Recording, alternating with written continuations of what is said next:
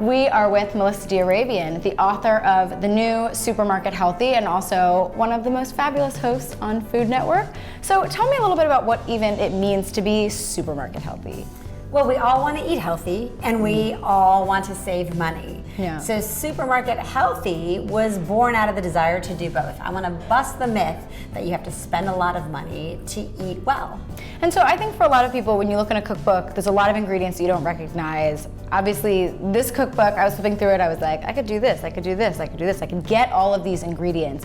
What are the types of things that you think can spice up a dish without sort of having to search all around for it? So I want to create a pantry that supports healthy eating and makes recipes easy to make that are going to be tasty and healthy. So for instance, I love canned seafood. I think we all have canned tuna in our pantries, but what about including in canned sardines or canned salmon? I think those are great shelf-stable proteins that bring in the omega-3 fatty acids and that feed our brains and feed our hearts and make us feel good. I think low-calorie condiments such as Dijon mustard add so much flavor but no fat, no calories. Having some great umami ingredients like miso paste, soy sauce. I think that by stocking our pantry well, we will keep ourselves from the temptation to just order out takeout. One of my favorites is the chia seed, which is available now in the local supermarket. And it's an ingredient that a lot of people aren't using, but they can be making the chia puddings. They can make their basic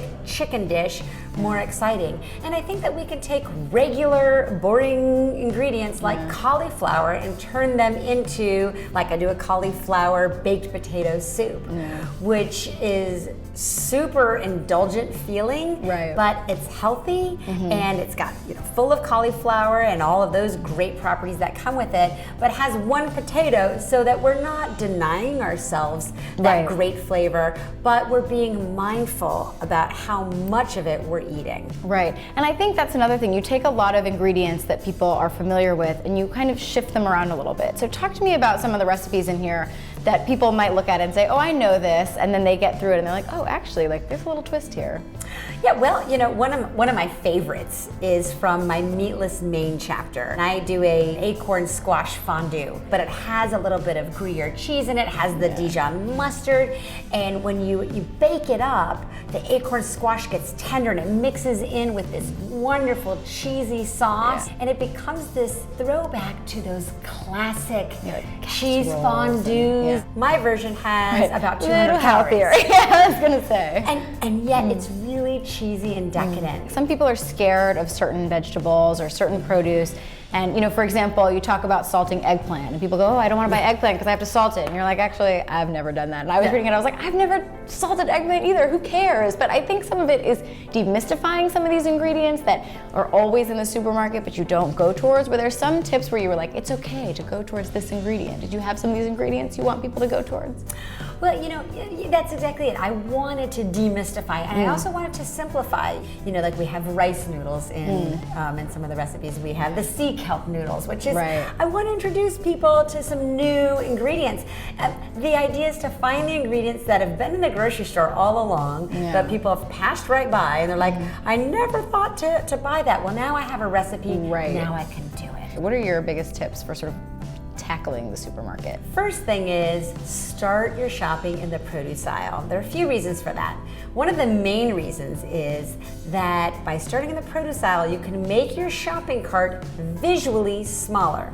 They've done studies that the bigger your grocery cart is, the more likely you are to fill it up with impulse buys. So by making your grocery cart visually smaller with something that is healthy and inexpensive like produce, you're more likely to stay on track and not get in that extra bag of chips or whatever it is. You're not going to fill up on the interior aisles as much.